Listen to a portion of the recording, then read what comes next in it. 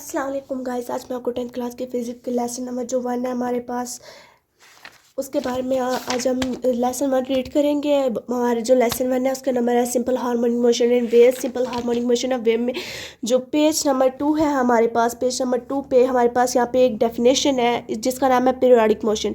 Periodic motion definition है, ये शुरू होती है any motion which repeats itself after a fixed interval of time is known as periodic motion. ये definition है, इसके साथ दो एग्जाम्पल हैं। The motion of earth around the sun, ये इसकी एक एग्जाम्पल है। उसके बाद दूसरी एग्जाम्पल है the motion of a swing and periodic motion, इसकी दो एग्जाम्पल है। अब दोनों एग्जाम्पल करना चाहें दोनों भी कर सकते हैं, आप एक करना चाहिए आप एक भी कर सकते हैं। If a body move back and forth over the same path we call this motion oscillatory और वाइब्रेटिव मोशन। ये वाइब्रेटिव मोशन की डेफिनेशन है, इसके साथ तीन एग्जाम्पल से। जैसे मैंने आप लोग को बताया कि आप दो एग्जाम्पल करना चाहते हैं आप दो भी कर सकते हैं, लेकिन आप एक करना चाहें तो आप एक भी कर सकते हैं, आपको नंबर पूरे ही मिलने हैं, चाहे आप एक करें तब भी और आप तीन करना चाहते हैं तब भी। इसकी जो पहली एग्जाम्पल है वो है the motion of a swing in children park, ये इसकी एक एग्जाम्पल है। इसके साथ फिर दूसरी एग्जाम्पल है mass attach to a spring, ये इसकी दूसरी एग्जाम्पल है। फिर हमारे पास जो तीसरी है वो है swimming board of a pendulum, ये इसकी तीसरी एग्जाम्पल है। उसके बाद हम चलेंगे पेज नंबर 3 पे। पेज नंबर 3 पे हमारे पास जो है वो है स्प्रिंग कांस्टेंट की डेफिनेशन, और इसकी ये शुरू होती है यहाँ से। It is the ratio of force to increase the length of spring, its SI unit is N, M SI unit है इसकी। और फिर इसके साथ हमारे पास फार्मूला है K is equal to F E X T divided by X, ये हमने इसके साथ फार्मूला करना है और इसके साथ यूनिट भी इसके साथ करनी है, तब आपको पूरे नंबर मिलेंगे। फिर आप लोगों ने जाना है पेज नंबर 4 पे, वहाँ पे आपको मिलेगा वहाँ पे आपकी ये डेफिनेशन है सिंपल हार्मोनिक मोशन की definition. Simple harmonic motion is the type of motion in which the acceleration of a body is directly proportional to its displacement from the equilibrium position and it's always directed toward the equilibrium position, ये simple harmonic motion की definition. और simple harmonic motion की definition है, इसके साथ के formula है it is equal to 2 pi under root M divided by के। ये आप लोगों ने डेफिनेशन के साथ ये फार्मूला जरूर करना है, आपको तब जाके पूरे नंबर मिलेंगे। अगर आप सिर्फ डेफिनेशन करेंगे तो आपको सिर्फ एक नंबर मिलेगा। वाइब्रेशन की डेफिनेशन है the to and fro motion of an ऑस्किलाइट body about its mean position is called vibration. Vibration की डेफिनेशन के साथ ना तो कोई फार्मूला है ना कोई एग्जांपल है, ये सिर्फ एक डेफिनेशन है, इसके साथ आप लोगों ने कुछ भी नहीं करना। ये है फिर टाइम पीरियड की definition, the time taken by a body to complete one vibration oscillation is called time period and it's measured in seconds, ये टाइम पीरियड की डेफिनेशन है, इसके साथ भी कोई फार्मूला और कोई एग्जाम्पल नहीं है। फिर फ्रीक्वेंसी की डेफिनेशन हमारे पास the number of vibration made by an oscillating body in 1 second is called frequency in SI unit of frequency in hertz, ये फ्रीक्वेंसी के साथ इसकी एसआई यूनिट भी है और इसका फार्मूला भी है। एसआई यूनिट इसकी जो है फ्रीक्वेंसी की वो है हर्ट्ज और इसका फार्मूला है F is equal to 1 divided by T. उसके बाद हमारे पास डिस्प्लेसमेंट की definition, it is the distance of vibrating body from its mean position at any instant, ये डिस्प्लेसमेंट की डेफिनेशन है। उसके बाद एम्पलीट्यूड की डेफिनेशन है the maximum displacement of mean position is called its amplitude, ये एम्पलीट्यूड की डेफिनेशन है, इसके साथ भी कोई फार्मूला और कुछ एग्जांपल नहीं है। उसके बाद फिर सिंपल पेंडुलम की डेफिनेशन आ जाती है हमारे पास, ये है a heavy point mass small metallic bound suspended by a line in a stable string from frictionless result free to vibrate under the action of gravity is called simple pendulum, ये simple pendulum की definition है। और simple pendulum की definition है, इसके साथ formula भी है, वो पेज नंबर 7 पे है। T is equal to 2 pi under root L divided by g, ये है सिंपल पेंडुलम का फार्मूला। उसके बाद फिर हमारे पास ये जो एक बॉक्स है यू मे लाइक, इसमें एक डेफिनेशन है, ये है फैकुलेटेड पेंडुलम की। ये डेफिनेशन शुरू होती है फैकुलेटेड pendulum is a type of simple pendulum that swing in dimension 2 dimension, ये है फैकुलेटेड पेंडुलम की डेफिनेशन। उसके बाद ये इंटरेस्टिंग इन्फॉर्मेशन, ये जो लास्ट पे एक पैराग्राफ है, ये जो एक लास्ट पे एक बॉक्स सा बना हुआ है, इसमें फिर एक डेफिनेशन है सेकंड पेंडुलम की। अब pendulum whose time period in 2 second is called simple pendulum, ये सिंपल पेंडुलम की डेफिनेशन है। 7 पेज पे हमारे पास ये एक मैथ्स भी है, ये जो हमारे पास ये हमारे पास एक एमसीक्यूज भी है कि where G is gravitation acceleration equal to 9.8 metre per second square, ये हमारे पास एक एमसीक्यूज है। उसके बाद फिर 8 पेज पे भी therefore at this position its potential energy will be minimum and the kinetic energy will be maximum, ये भी एक एमसीक्यूज है। बोर्ड्स के पेपर में अंदर से भी कुछ देते होते हैं एमसीक्यूज, इस वजह से आप लोग अंदर से भी एमसीक्यूज लगा लें। और फिर एक ही नीचे एक ये भी एमसीक्यूज है, the time period of a simple pendulum neither depends on the mass of bound nor on the amplitude of the oscillation of pendulum, ये भी एक एमसीक्यूज है। उसके बाद पेज नंबर 9 पे आप लोग जाएं तो यहाँ पे हमें कुछ नहीं मिलेगा, यहाँ पे कोई डेफिनेशंस कोई एमसीक्यूज कुछ भी नहीं है। और पेज नंबर 10 पे भी कुछ नहीं है। और पेज नंबर 11 पे एक डेफिनेशन है जो है डेम्प्ड ऑस्किलेशन की। Oscillation of a system in the presence of recessive force are called damped oscillation. Damped oscillation की जो डेफिनेशन है उसके साथ एग्जांपल है, for example damping of a spring balance provide a more accurate result. ये damped oscillation की definition के साथ उसके साथ एक एग्जांपल भी है। उसके बाद फिर पेज नंबर 12 पे जो डेफिनेशन है वो हमारे पास एक ये डेफिनेशन है वेव मोशन की। Wave motion of a vibrating disturbance travelling through a medium in which energy is transferred from one point to another with there is no direct contact between the two points. ये है wave motion की definition हमारे पास। उसके बाद फिर जो नीचे ये एमसीक्यूज है, ये गुड टू नो में ये एमसीक्यूज है। ये एमसीक्यूज शायद बोर्ड के पेपरों में आ जाए। उसके बाद फिर मीडियम की डेफिनेशन है यहाँ पे। इसमें एक ये जो बॉक्स है इसमें मीडियम की डेफिनेशन है, ये है कि the matter through which waves travel is called a medium. ये मीडियम की डेफिनेशन है। उसके बाद फिर ये फॉर यूर इंफॉर्मेशन, ये जो बॉक्सेस होते हैं उसमें भी ये एमसीक्यूज है। उसके बाद फिर ये है ये जो है ना ये करेक्टरिस्टिक्स ऑफ वेव मोशन, ये लॉन्ग क्वेश्चन, ये इंपॉर्टेंट लॉन्ग क्वेश्चन है। ये बोर्ड के पेपरों में अक्सर आता था, ये पिछली बार भी बोर्ड के पेपरों में आया हुआ था। और ये शॉर्ट में भी दे देते हैं और एमसीक्यू इसको लॉन्ग में भी दे देते हैं। और ये इसलिए ये इंपॉर्टेंट शॉर्ट क्वेश्चन है और इसे ये लॉन्ग भी है और ये शॉर्ट भी है। अगर आप लॉन्ग में से करना चाहते हैं इसमें जो इसके 4 पार्ट्स हैं आपको 4 के 4 करने पड़ेंगे। अगर ये शॉर्ट में आया तो आपको इसको 3 पार्ट्स करने पड़ेंगे। अगर आपको ये लॉन्ग में आता है तो आपको ये जो 4 हैं 4 करने पड़ेंगे। अगर आपको ये आया शॉर्ट में तो आपको एक ये पहला, तीसरा और चौथा ये 3 करने पड़ेंगे, क्योंकि दूसरा बहुत बड़ा है और कुछ बच्चे होते हैं जो नहीं कर पाते। उसके बाद फिर 12 पेज पे ये नीचे डेफिनेशन है इलेक्ट्रोमैग्नेटिक वेव्स की। Wave which do not require a medium for their propagation are called electromagnetic waves. Electromagnetic waves के साथ ये उसके साथ एक एग्जांपल भी है radio waves, X rays, television waves, heat and light waves. ये डेफिनेशन है। अगर और फिर ये मैकेनिकल वेव्स की एक डेफिनेशन है। मैकेनिकल वेव्स की जो डेफिनेशन है ये आगे समरी से करनी है आप लोगों को। ये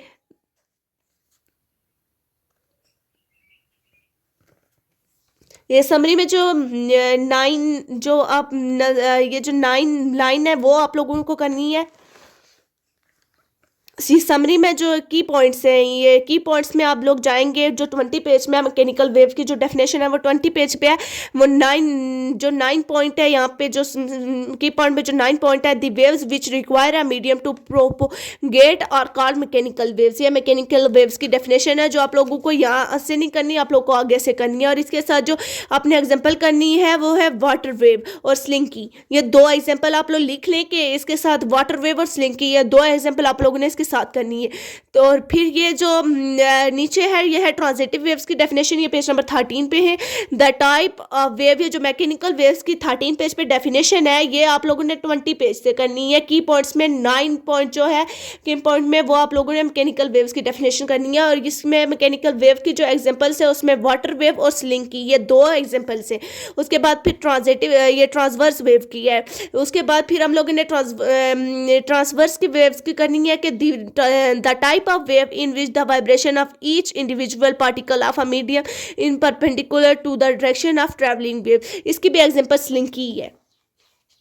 इसके साथ आप लोगों ने एग्जांपल खुद करनी है। इसके एग्जांपल स्लिंग की है। उसके बाद फिर आप लोगों ने ये जो एक ये की पॉइंट्स में एक एमसीक्यूज है कि when and who propose sling की। आप लोगों ने ये एमसीक्यूज लिखना है कि when and who propose sling की। आपको ये अगर आया बोर्ड में तो आप लोग ये करेंगे कि स्लिंग की इज द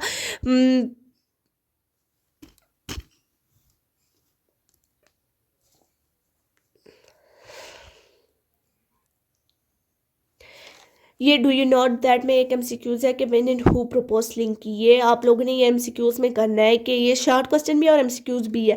ये link is pro compressed helical spring inverted by Richard James in early 1940। ये एमसीक्यूज है और ये आपको शॉर्ट में भी आ सकती है। आपने ये जो फुल बॉक्स है, ये जो फुल बॉक्स है आप लोगों ने फुल बॉक्स करना है, ये एमसीक्यूज भी और शॉर्ट क्वेश्चन भी आप लोगों का। When and who propose slinky. उसके बाद फिर आप लोग जाएंगे पेज नंबर 14 पे। यहाँ पे एक क्रस्ट की डेफिनेशन है, ये है the part of the transitive waves where the particle of a medium are above the normal position is called crest. ये किसकी डेफिनेशन है? क्रस्ट की डेफिनेशन है।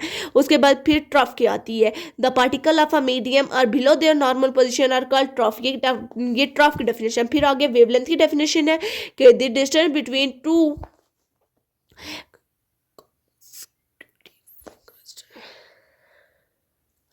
The distance between two consecutive crust or trough is called wavelength represented by लिम्टा। ये जो sign है ना, ये आपको जो साइन नज़र आता है इसे हम कहते हैं लिम्टा।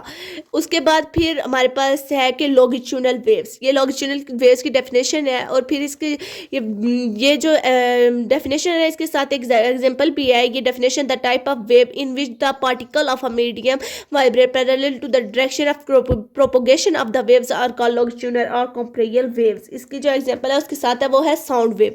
एग्जांपल फॉर एग्जांपल जो है लॉन्गिट्यूडनल वेव्स की, उसकी एग्जांपल जो है वो है साउंड वेव। आप लोगों ने खुद लिखनी है। एम्पलीट्यूड की डेफिनेशन आप लोगों ने करनी है। वेवलेंथ की डेफिनेशन हम लोगों ने पीछे कर ली थी। वेवलेंथ की जो डेफिनेशन थी एम्पलीट्यूड की भी हम लोगों ने पीछे कर ली थी। और ये जो साइकिल की डेफिनेशन है ये हम लोगों ने करनी है कि a crest and its adjacent through together from a cycle which is also equal to wavelength. ये जो आगे मैंने आप लोगों को बताया था इसे लिम्टा बोलते हैं। उसके बाद फिर जो ये नीचे है ये कॉम्प्रेरियन की डेफिनेशन है। In longitudinal waves the region of higher pressure where the particle are close to each other are called compression। उसके बाद रिफ्रैक्शन की डेफिनेशन है, इन longitudinal waves the regions of lower pressure and where the particles are spread apart are called refraction। ये refraction की definition है। Amplitude और wavelength, ये जो दो डेफिनेशन से हम लोगों ने पीछे भी की थी, इस वजह से मैं आप लोग से कह रही हूँ आप लोग पीछे से कर लें तो वो ज़्यादा ईजी है, आगे बहुत मुश्किल है, ये लॉन्ग्स में करना पड़ती है। टाइम पीरियड की भी हम लोगों ने पीछे की थी। टाइम पीरियड की जो डेफिनेशन थी वो भी पीछे है, आप लोग पीछे से कर लेना। फ्रीक्वेंसी की जो डेफिनेशन है वो भी पीछे हम लोगों ने अभी पढ़ी थी तो वो भी वहाँ से होगी। ये वेव फ्रंट की डेफिनेशन है, हम लोगों ने पीछे नहीं की तो आप लोग यहाँ से ये देख लें कि ये डेफिनेशन है, wave front is a space in the path wave over which all the particle have the same face of vibration. ये वेव फ्रंट की डेफिनेशन है। फिर हम लोगों ने वेलोसिटी ऑफ वेव करनी है कि the velocity of wave is the distance travel by its unit time. और फिर आप लोगों ने इसके साथ ये फार्मूला भी करना है कि v is equal to S divided by T. Velocity of wave की जो डेफिनेशन है इसके साथ फार्मूला भी है। और फिर हम लोगों ने ये करना है relationship between velocity, frequency and wavelength of the wave. ये जो क्वेश्चन है या ये इंपॉर्टेंट क्वेश्चन है, ये बोर्ड के पेपरों में अक्सर आता होता है तो आप लोग इससे देख लेना। वी नो दैट ये जो relationship between velocity, frequency and wavelength, we know that velocity distance travel divided by time taken.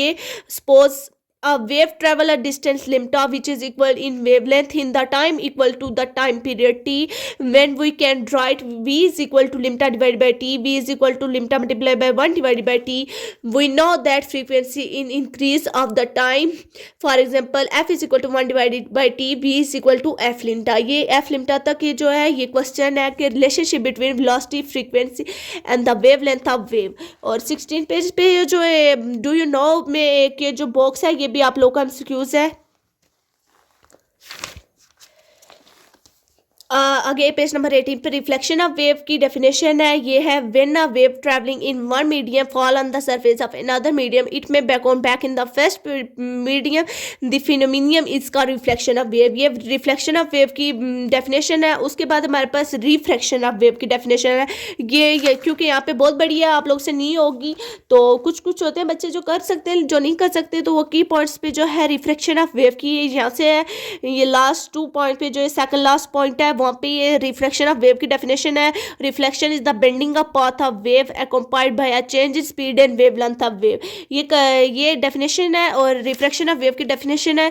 और उसके बाद फिर डिफ्रैक्शन ऑफ वेव की डेफिनेशन है और डिफ्रैक्शन ऑफ वेव की डेफिनेशन भी यहाँ पे है। Diffraction is the bending of wave around obstacle और शार्प एडिट्स।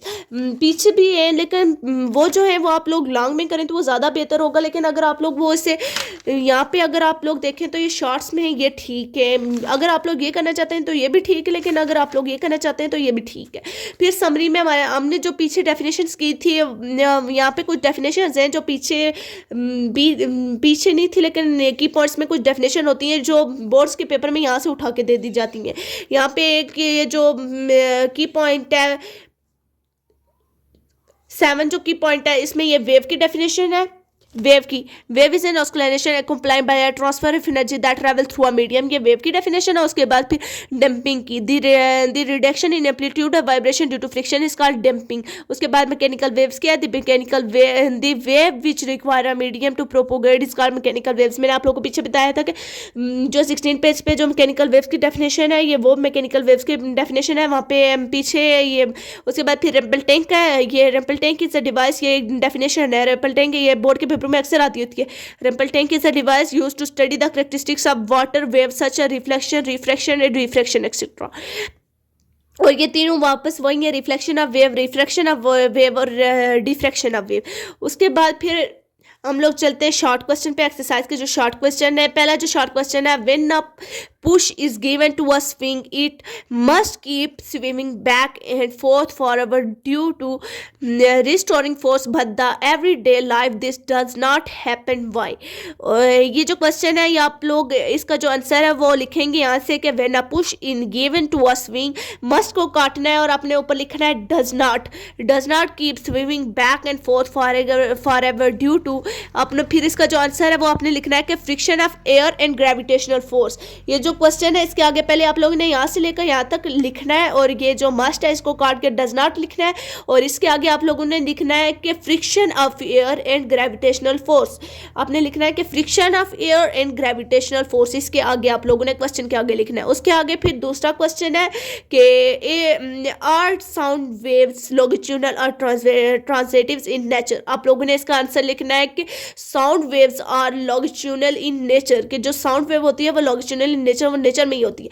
उसके बाद फिर जो तीसरा क्वेश्चन है वो है कि will the period of a vibrating swing increase decrease और remain constant but addition of more wait.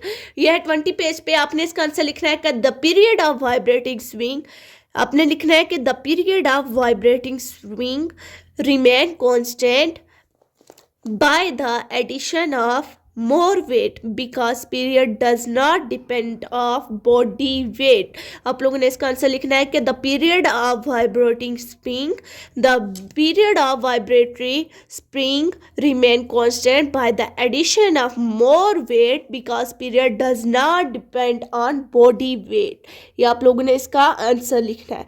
उसके बाद फिर हमारे पास वो जो 4 क्वेश्चन है वो है कि how energy can be transmitted through vacuum। आपने लिखना है कि energy can be transmitted through vacuum in the form of electromagnetic waves. आपने यहाँ से एनर्जी से लेकर वैक्यूम तक लिख के फिर आपने लिखना है कि in the form of electromagnetic waves. उसके बाद 5 क्वेश्चन है, when the period what the period of the pendulum whose length is 4 metre. ये जो क्वेश्चन है ये एक न्यूमेरिकल टाइप क्वेश्चन है और ये बोर्ड के पेपरों में काफ़ी बार आया भी है। ये जो क्वेश्चन है ये आप लोगों ने ऐसे करना है,